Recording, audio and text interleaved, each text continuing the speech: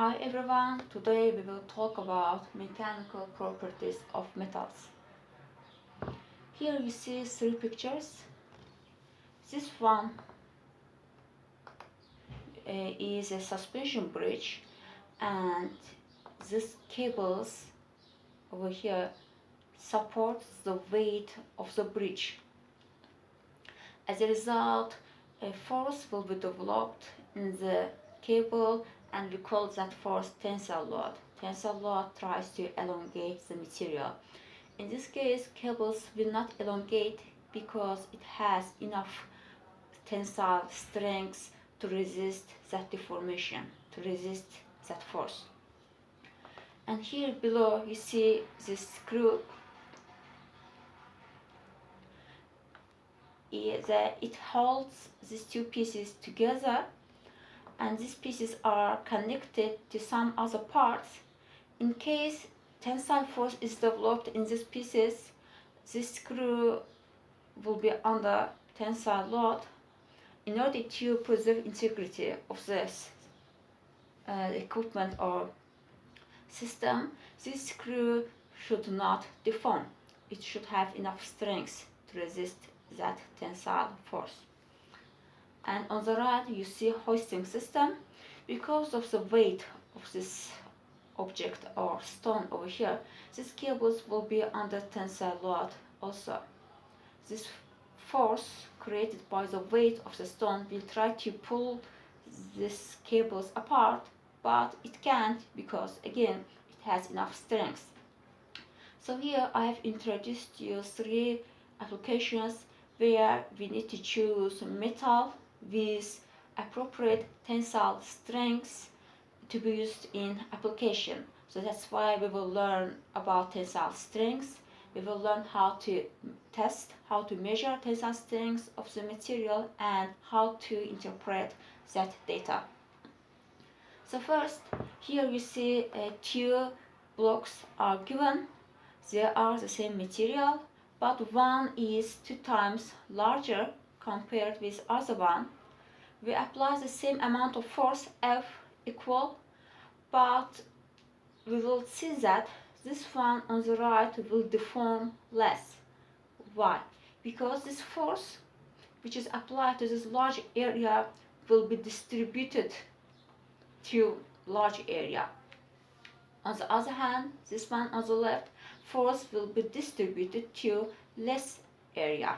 So here on the right I will have more resistance against force, and that's why less deformation. When we increase area, effect of force decreases. And here we have real life application. When a person walks on the snow, the weight of the person applies stress on the snow and a human sinks into the snow. But if you use snowshoe, as you see, this snowshoe has larger area compared with normal shoes. In this case, human weight will be distributed to large area, so human applies less stress to the snow because the weight is distributed. That's why we can walk on the snow. As you see, area is important. If we try to mention that aluminum has certain strengths, you see force is important and area is important. In order to get rid of geometrical dimensions, we do this. We get F over original area, and we call this engineering stress. Its units is Newton per square meters or Pascal. So this stress shows inherent material properties. It is not dependent on dimensions or geometrical dimensions. Usually stress values are larger. That's why most of the time we use megapascals instead of Pascal, which is 10 to the power of 6.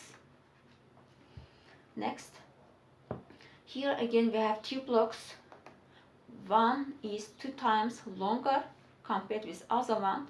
This one will deform by delta L when we apply tensile force. And for this one, if you see, this is 2L, 2 times longer. I can fit 2 blocks over here. This one will elongate by delta L, and this one elongates delta L. So in result, it will elongate 2 times more, 2 delta L under tensile load. So length is also important. Again, if we try to specify how strong material is, either we have to specify again force and length, how much was its initial length. Again, in order to get rid of geometrical dimensions, we take a ratio, change in length over original length, and we call it strain, epsilon, and it is unitless. Again, we get rid of geometrical dimensions. This strain shows the ability of material to deform under certain stress. So we have engineering stress and engineering strain to identify how well material responds to tensile loads. So here we have equipment to test strength of the material. This one is fixed. This one below can move up and down. These pieces are chucks. They serve the purpose to hold specimen in place. And this is our specimen which we are trying to test. On the right, you see typical tensile specimen. It is cylindrical, but we may have flat specimens in special cases. So here what do we have? This thicker part goes inside the chuck, so it will be inside. So it is not calculated in original length. So original length which I will apply in the equation is this one, gauge. We call this gauge length. And you see this middle part is thinner compared with other part. We want to have fraction in the middle, not here. That's why in the specimen this middle one is created thinner compared with other parts. So what has happened? We insert specimen here, and when this crosshead moves down, this specimen cannot slip outside of the chuck, so it will move with this crosshead, and that's why it will elongate. And while this happens, we're applying load, we are increasing load very, very slowly. And during this time, we are recording these values using this extensiometer. So this kind of equipment will record applied force and what was length of the specimen under that force. So we get these two values from the equipment and work with this. So let's see. Here I have some values which I have borrowed from the book. So that's two values which we get from the equipment. Applied force in newtons and final length in millimeters. So we have aluminium material. It has got cylindrical shape, diameter, and gauge length. The gauge length is original length in this case are given. First, I have converted millimeters to meters. Later, I calculated area using this equation, pi diameter squared over 4. So I have area in square meters. Next, I calculated delta L. So it will be final length minus original length. Choose original length, press F4, enter. So I did this and dragged the equation and got these values. Now I have got delta L. I will calculate a stress, which is F over area equals, that's applied force divided by original area, F4, enter. Drag this equation. Now, you see I have these large values. It is in pascals, and I will convert it to megapascals in order to have tidy, clean look. I want so less values. Divide by 10 to the power of 6. Now, I have my values with megapascals, and for strain, which is delta L over original length, press F4, enter. Now, I have got stress and strain values. Now we can move on to construct stress strain graph. In order to do this, go to Insert menu, choose a bubble chart. I will choose this one. Now select this chart, go to chart tools, design, select data, add, its name will be stress strain graph. On horizontal axis we have strain, and on y-axis we have stress. Enter. So that's it, we have our stress strain graph. Let's add axis titles.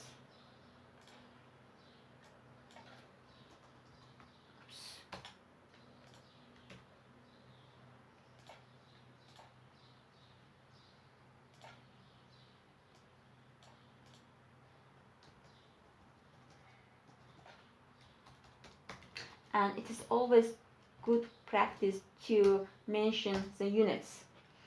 And for strain,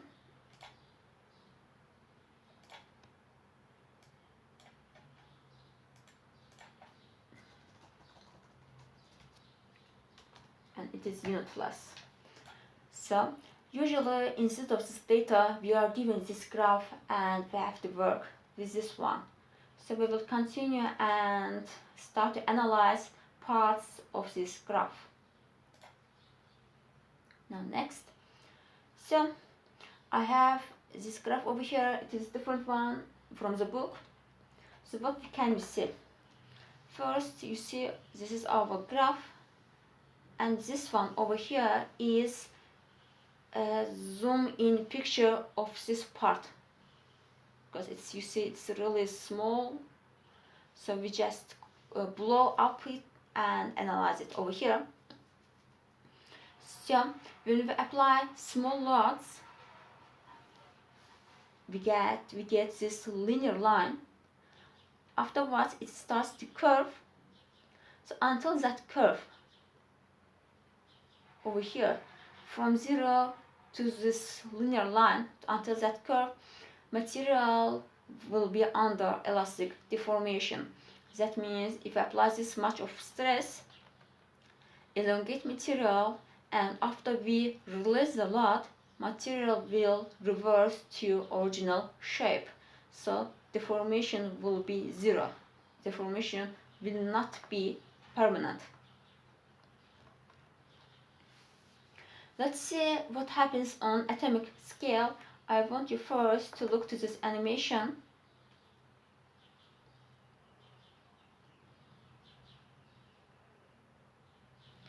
So you see what happens. I have atomic arrangement. When we apply force in elastic deformation range, we stretch atomic bonds. But atomic bonds are not destroyed. We just stretch atomic bonds, and when we release the force, they go to original position. So delta L is 0. That's elastic deformation.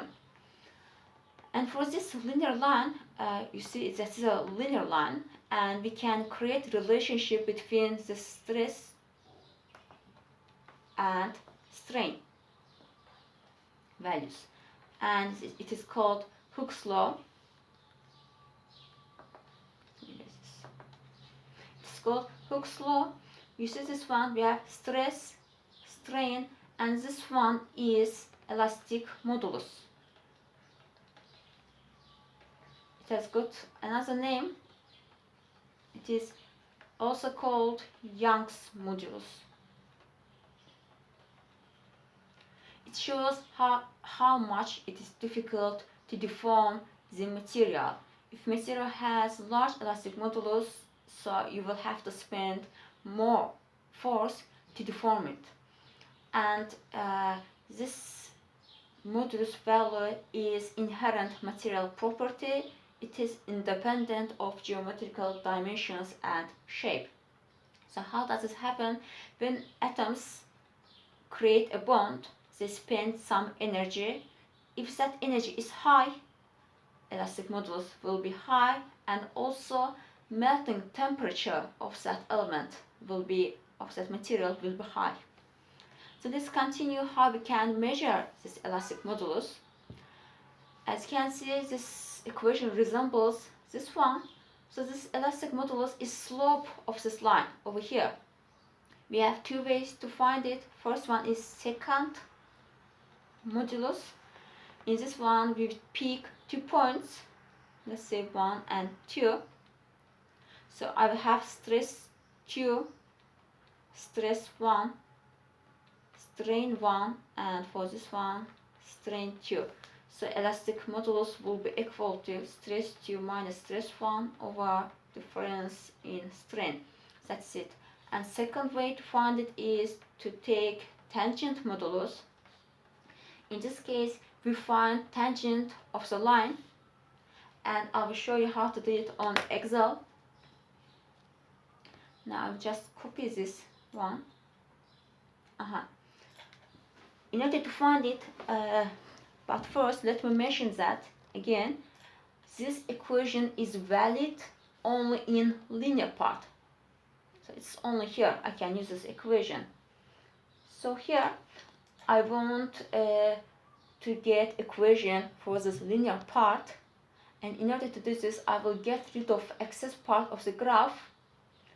So let's see, my linear portion, I think it ends here when stress is 236, this one. So I will delete the rest. So my graph is updated and you see only linear portion. So I choose this graph, go to design menu, add chart element, trend line. So here you have to choose linear, go down, display R squared value on chart, display equation on chart. So what is this? This gives me equation for this line, and R squared shows how well this equation represents my data. It changed between 0 and 1, and this value really close to 1. I think so we are good at it. But we are not over yet. Let me turn to this one. We are not over yet, we have some problem. If you see this one, I have let me write here, I need to get equation something like this, but here I have this minus c. I want this equation go through the origin. So in order to do this, again return to trend line.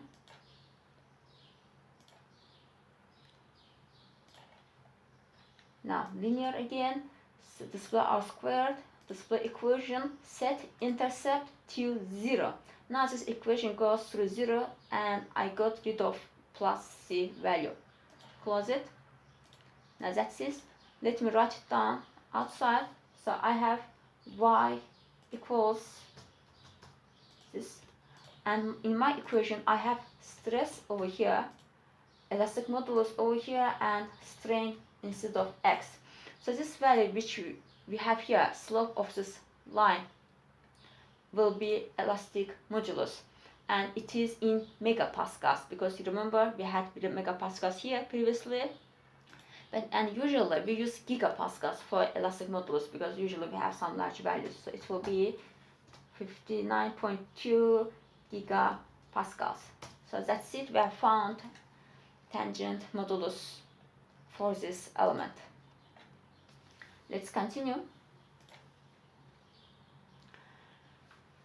So when we deform material under tensile load, material gets longer but thinner. We reduce cross-sectional area. You see this is change in length, delta L over 2 here and delta L over 2 here, and diameter has reduced to this dashed lines over here. And this change in length and diameter are related with each other. So first what we can do, we can calculate strain for length and strain for diameter, and these two values are related with this value. It's called Poisson ratio and denoted by nu. As it's equals to negative sign strain in x over strain in z, or we can have this one. So I have x and y here because if I have rectangular specimen, I will have 3 dimensions, x, y, and z. And if I have cylindrical, I will have z, and x and y will be equal because it's cylindrical. And this new, it is dimensionless value, and it is usually listed in material properties tables. So first we mentioned that when we start here, we apply small load and continue increasing it really slowly. At the end of this line here, we have a curve. It continues in this way. So beyond this point, plastic deformation starts. And when we have plastic deformation, we change shape of the material permanently. So let's see what happens on macroscopic scale. First, look at the animation, then we will talk about it.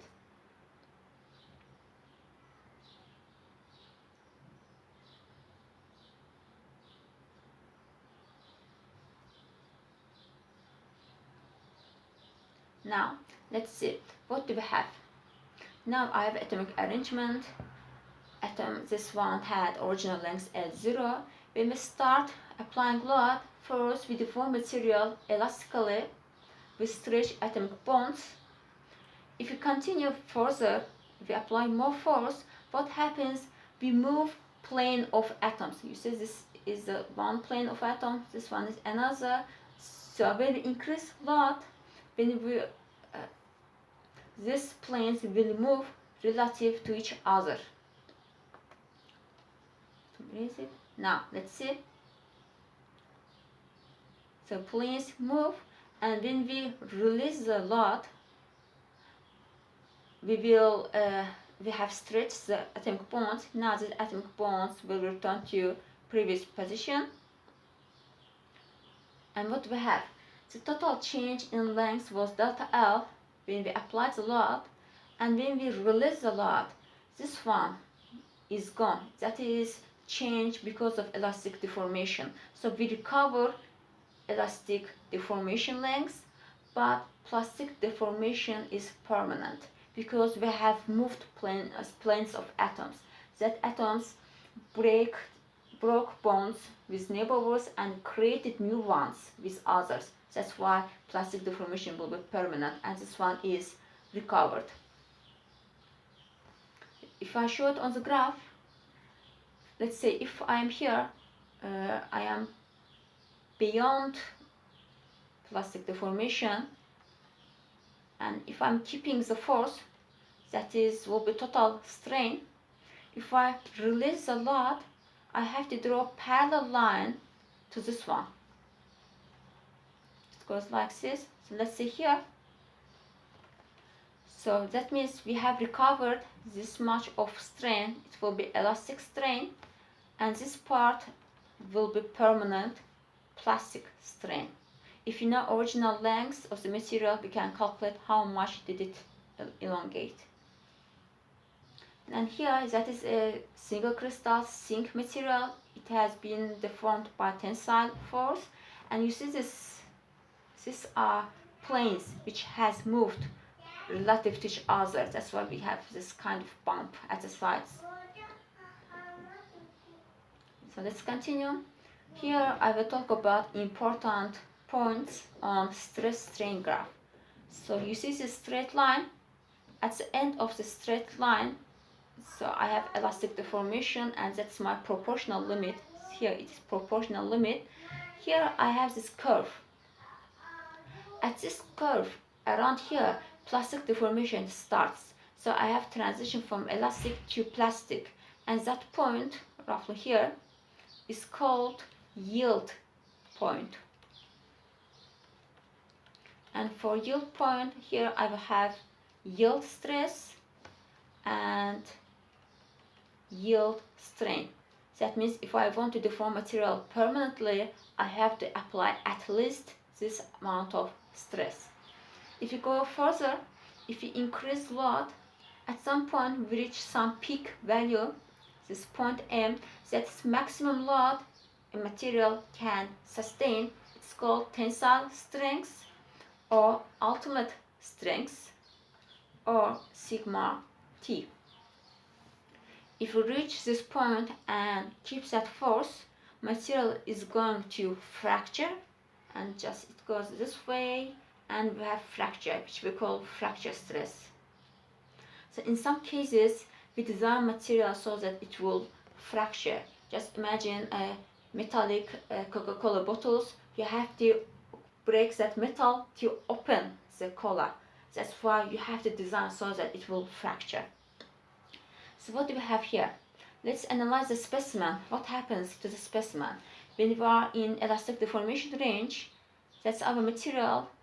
We have really small elastic deformation. It is usually 0.5 millimeters. So material deforms elastically in really small amount. So you can see it here clearly. When we increase load, material has elongated and it got thinner. If we continue, after this maximum point, a neck starts to appear in the middle. It's kind of a human neck. It gets really thinner just in the middle. And if you continue, material will get thinner and thinner at the neck. So, and at that point, it will fracture. So that's it. That's some important points on stress strain graph. So let's talk about yield point and yield strength in details. For some metals, we have this kind of graph where yield point is clearly seen. We have upper yield point and lower yield point, and at lower yield point we have these fluctuations, and average of that fluctuation is considered yield strength for that metal. And for others, we have this kind of graph where you can't see clearly where this yield point is. Usually it's considered that if you draw a straight line, continue this line, this first deviation from straight line is yield point, but it's considered difficult to find yield point in this way. That's why we have a national convention to use another method. It's called 0.002 offset. So what we do, we choose this value in strain. So you see this 0.002 in strain, draw a parallel line to this one, to this linear one. So this cross section over here will be yield point, corresponding stress value will be yield stress, and this one will be yield strain.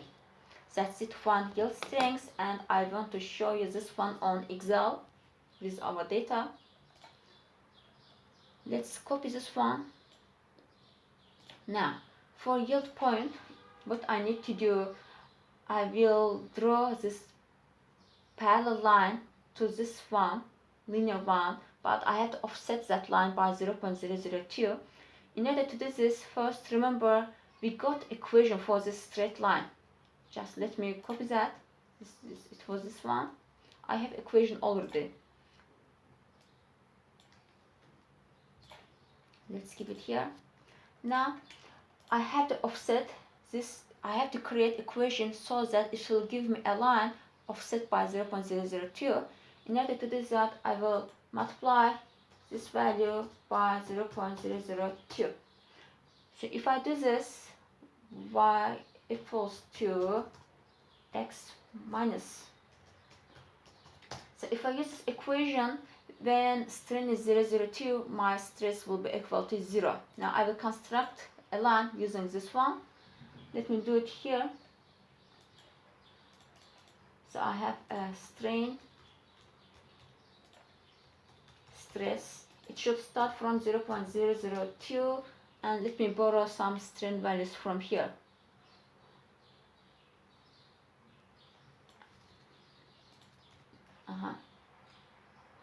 It has got equation. Sorry. Home, paste it as values. Okay. Now for stress, it will be equal to multiplied by strain minus. Now, that's it. Now I will add another line on this graph. Select the graph, go to design, select data, add one more. Let's go for yield. X values will be strain and Y values will be stress. Now you see this one, this graph. But here it's difficult to see where does this cross each other. In order to make it beautiful to look at, I'll just going to delete some values from this one. Let's do this. I will delete this once. Now it's easier to see. Let me delete one more. That's it. Now my yield point is somewhere here. Instead of approximating, I will just have equation for this straight line, and I can derive equation for this blue one and find intersection points of these two lines. So let's do this one. Select, go to design, add chart element, and go to trend line. I want equation for stress and strain graph. Okay. Now this time I don't have to choose linear. I want to choose the one which represents my data better. So I will go to polynomial, increase order, and let's see which one is better. You see here it gives me R squared is 1, but around my yield point it is off. You see the dashed lines. I want to represent better around, especially around this cross section. So I will lower the order. I guess this order 4 is better, and R squared is really good, really close to 1. Display equation on chart, and I don't need set intercept to 0. I don't need that. So that's it. That's my equation. I will change it. I want to see values like this. Okay. Now that's my another equation. Copy this. I will add it here. Now what I want to do is I should equal this to each other and find x, in this case strain value. In order to do this, I will use Excel, or you can use online solvers. So here, let me do this first. I will try to do this somehow to be perceived by Excel. So I need to add this one's power signs and multiplied signs. Let me do this. So I have these two equations. What I will do, I will subtract, I will do this one minus this one equals 0. Let me do this one. Equals, copy, add here. For x value, I have to choose some cell, this one. Multiplied by this one, multiplied by this one,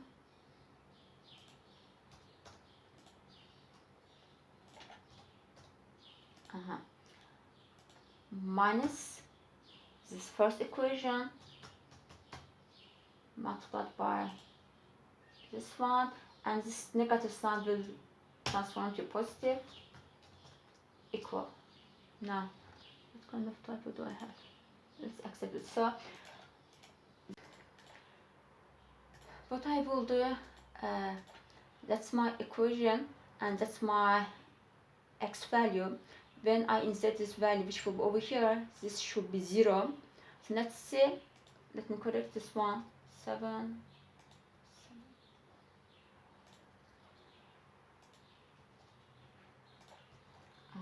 Enter. Here we have to write guess value for strain. What do you think our strain will be? It is somewhere here between 0.006 and 8. I will write this one. Why I am writing guess value? This solver can only find one root, but here we have more than one root. So it will get the root which is closer to our value. That's why we have to write better guess value. Now I want to set this set to 0 by changing this one. So when my strain is yield, this equation will be 0. Now let's wait. So that's it. That is yield strain x for this one. Let me copy it as value. Copy paste it as value. Now, in order to find strain, I can use any of the equation. I'll use a simple one, minus this. That is yield strain. That's yield strain, and this one yield strength for our data. But first, let me do this one about guess value. I will add some big value over here, let's say 0.1, and let's do this again and see what kind of problems we may have if we have off the limit guess value. So I want to set the cell to 0 by changing the cell. And you see, okay, you see this one, that's another root of our equation, but because this equation goes and intercepts this straight line somewhere else, that's why you have to set a guess value correctly, and you can see it over here which one it should be. So next we have calculated yield strength and yield strain. Let's continue. So when we apply stress to material, it starts to deform elastically. When I don't continue test until fracture, I stop here. I have plastic deformation, so elastic until here, and plastic deformation. If I stop here at this point and release a lot, what happens? We return this parallel line to this one, to down. Now here, this much of energy is recovered, elastic strain, and this one is permanent, plastic strain. Now what we do, if I apply force second time to the same element, second cycle, so here we have already deformed material by this amount, but we will apply one more time stress. What happens? This time material will deform using this line. So our graph has changed, forget this one. So what happens here? Let's see, this was yield point previously. Now that's my new yield point. That means yield strength has increased. It is difficult to deform material. Now material has got stronger. And why? In order to deform material, we had some dislocation lines, some linear imperfections in material, and that helps in deformation. When we deform material, actually, we nullify that defects. Amount of dislocation lines decreases. That's why material gets stronger. Actually, this method is used in industry to make material stronger, and it's called cold work. So what we do while we change the material shape, we make material stronger. So it's 2 in 1. Through stress and strain. Until this point, we have assumed that our area is always initial area. Area doesn't change during stress, but actually when we stretch material, this middle part gets thinner and thinner each time. Its area decreases while we increase stress. So in order to make things easier, we use this one and call it engineering stress. And we have something like this: true stress, where we have force, and area which we had when we apply that force. It is instantaneous area. Because it's difficult to measure area each time we increase force, it's not practical, this one. So we use engineering stress. And strain, we have the same thing, instantaneous length as at force over original length with ln. That's true strain. If you draw this graph, that's engineering stress graph, and this one true stress strain graph, you see the difference. Actually, material gets stronger because this time it supports that force by smaller area. So it's actually stronger. In engineering, it seems that our material gets weaker, but it is not. So you see this part of the graphs for both of them are the same. That's why usually we work in this range, in elastic or yield point range, start of plastic deformation around here. So we can use engineering stress strain values instead of true ones because these are the same. And for the rest, we can approximate through stress and strain. So here, from start until necking, around here, from the start until necking, we can use these two formulas to convert engineering stress strain to true stress strain. And plus, from start of plastic deformation, from here until necking, let me change the color, and for this parts, we can use this formula, this relationship between true stress and strain. So what you have here, true stress, true strain, this K and N are exponents, and N is strain hardening exponent. And these values are usually reported in material property tables. We will work with this one details when I solve some problems. Let's continue. Ductility is another important material property. So until now we have talked about tensile stress and strain, and now ductility. We can calculate ductility using stress strain graph. So we do tensile test and also get ductility and other values which we will see. So here we have two different metals. One has, let's say, higher strength. You see it fractured here, some high value, but that's the amount of deformation it has gone through. It has deformed very little and fractured. But for this green one, it's not as strong as blue one, but it has gone large amount of deformation. So we want to know how much material can deform, because if you give it a complicated shape, during production our material should not fracture. I have to be able to give some shape to it. So in this case, I want my material to be able to deform large values, and we call it ductility. We want ductile material in this case, and we calculate it in this way. We have final length when material fractured, here L final, and original length divided by original length multiplied by 100. This part is similar to strain, but we have addition of multiplied by 100, and it's always fracture. It's not instantaneous. This EL shows that we have found ductility using length. We can find ductility using area also. And let's go and find how we can calculate ductility. It's really easy. So for this one, ductility will be equal to final length, this one, minus original length divided by original length, and add brackets and multiply by 100, let's say.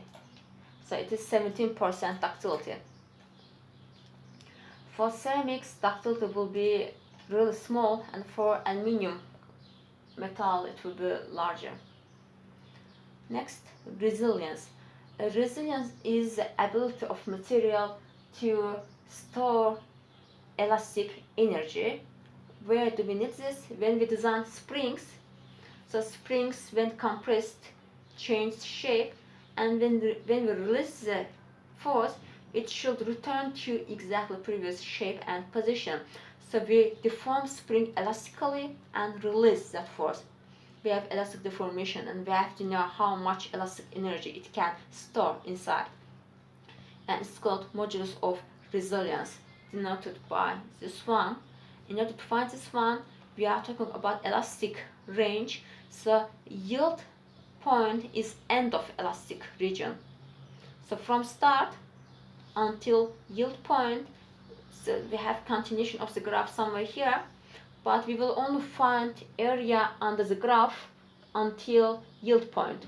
So I have this graph as a function, this one, and integrate it from 0 until yield strain, and this is 0 over here. If you are working with stats programs like Excel or equation solvers, we can do this one, but if you don't have it, we can approximate. We can assume that this one is a linear line. We will have a triangle, and we can find the area of the triangle using this equation. But as I have my data and Excel, I will use this integral to find exact, much more, let's say, exact resilience value. So let's see. Again, let me copy here. For resilience, first I have to have equation of this graph. You see, let's first try to get equation and see if I add trend line, see display R squared on chart and start polynomial. When I increase order, if you see how much this is off, it doesn't represent my graph better. So that's why I will just get rid of excess value. I'm concerned only on elastic part. So I will only include values until yield point. And what was my yield point? Let's see. My yield point was here. That's yield strain and yield stress. So return here 0.0069. For strain, I have 0.005 and 0.01. I will delete others. So that's around yield point. My yield point is somewhere here. I will keep this last value over here because you see that is 0.005. I need something more because my yield is 0.069. So I have to include some larger value from my yield. Now go to design. First delete this one. So I will add new trend line. R squared equation. Now polynomial. When I increase order, not this one. I guess this one is better. So I will keep this one. So you see I have now equation which somehow sums up my data better.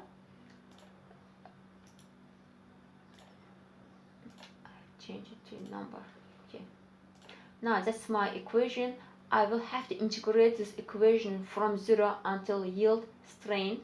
In order to do this, I will just copy this value. Now this time I will go to online solver. Now that's it over here. I will add this function. Let's see if I need to do some adjustments. Now for x, I will integrate from 0 until yield strain. 0.0069. Let me see if I done it right or not. Yes, that's correct. Press submit.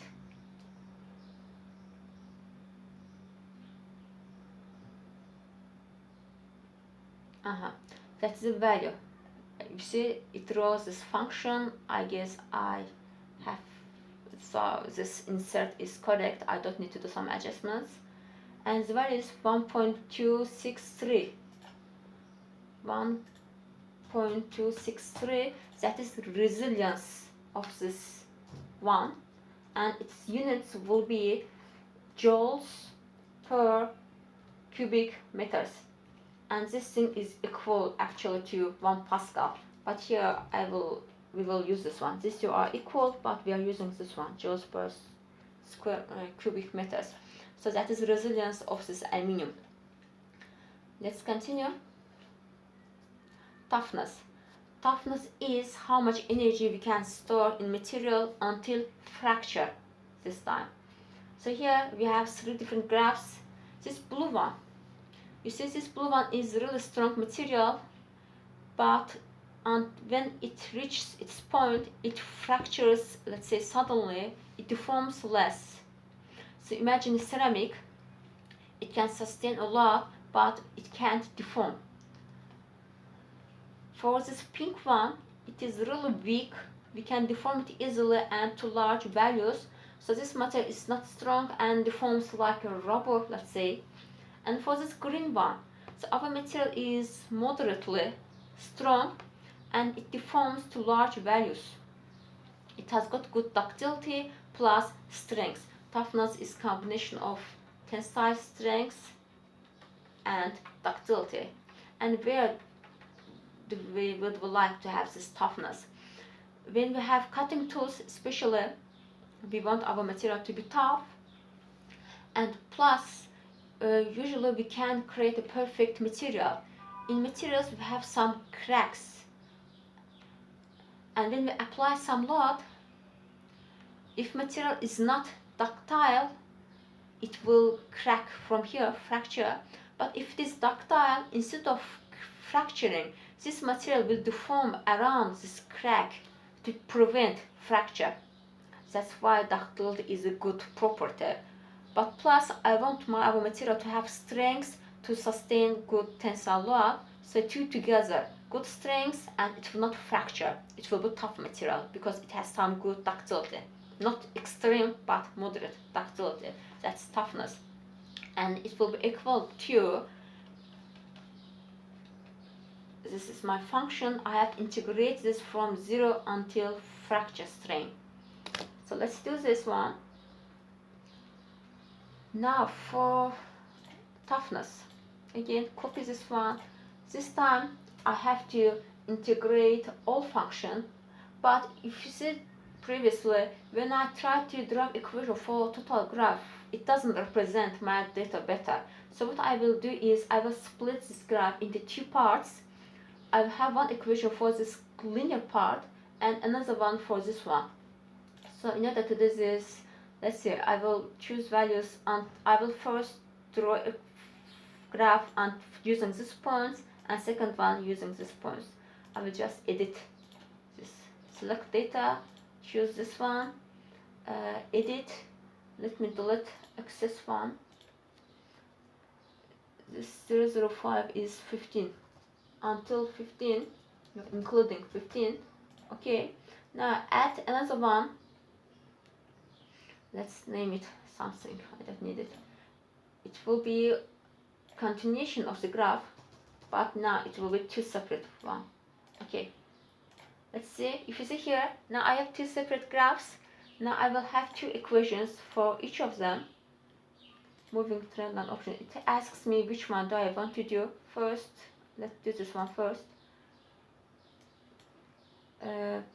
Polynomial, display R squared, display equation. Now if I increase order,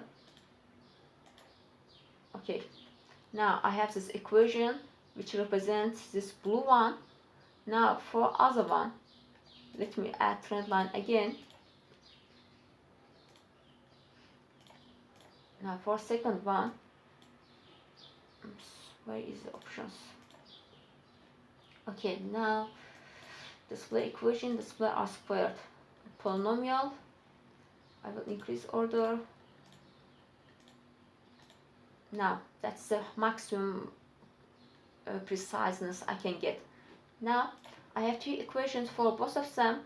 What I will do is I will integrate this function. First let me change format to number. Now first this equation, I will integrate this equation from 0 until 0.005. Now for this equation,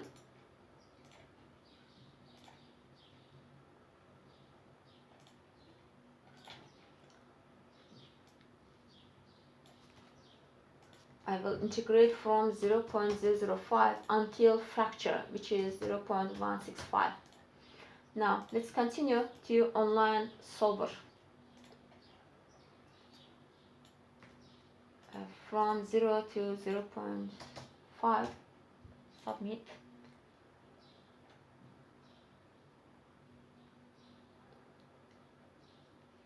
That is 0.7276.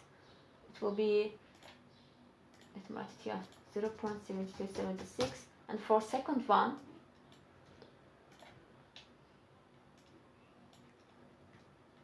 it will be on from 0.005 to 165. Let me see.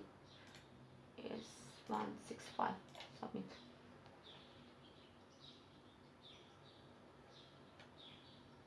Okay, answer is where?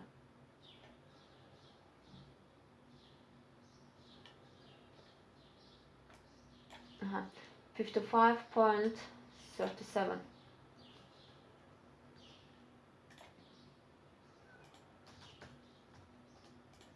Now add this together.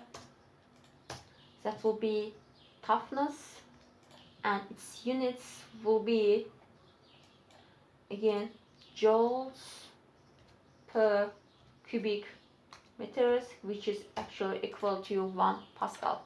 That's it, toughness. Now let's continue.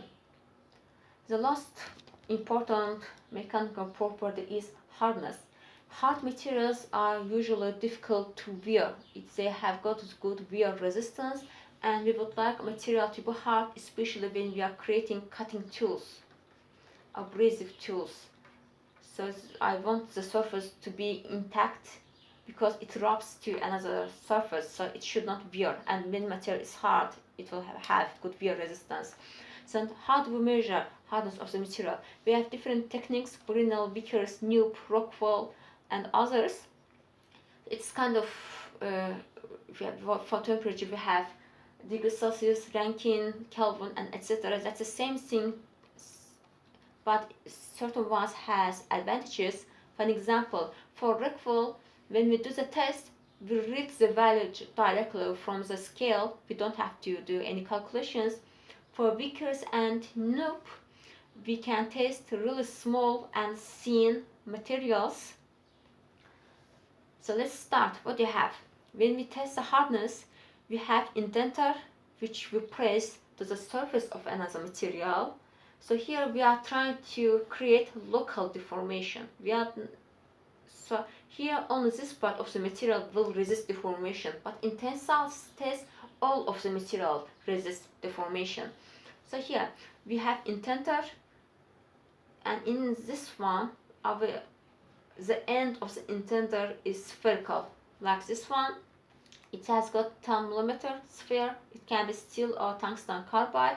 So we'll press this one to the surface, and it will leave some imprint. It can go this much deeper. When material is soft, we can penetrate deeper. So it has penetrated this much. If you look from the top, this will be the shape which is left behind by the sphere. So we measure the diameter of the shape, and in equation, that is the force applied, diameter of the steel sphere, indenter, and diameter left behind. If we do calculate this one, we will find Brinell hardness. When we report this value, we have to report how much force was used, what was the diameter of indenter and material.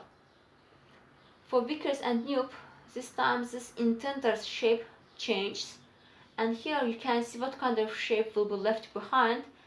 And when we just measure these values, these Vickers and Knoops are usually comes in with built-in microscopes and analyzer. You can measure these distances using microscope, and you just press enter and it calculates these values readily, so it's easier to use to manipulate. And for Rockwell, again, we have this diamond cone. This size are changing. We can have different size for different kind of materials, and that is this end of this cone is spherical. It leaves a spherical imprint on the material, and we can apply different scales of force. For soft materials, we will use smaller force, and for hard materials, we will use larger force. And while reporting, we have to report this one. What was the force, what was this diameter of the indenter, and etc. So that was hardness, which is really important values. So we have tensile strength. We have talked about tensile strength. We have talked about ductility, resilience, toughness, and hardness, which all are really important ones. Thanks. That's it for today. See you next time.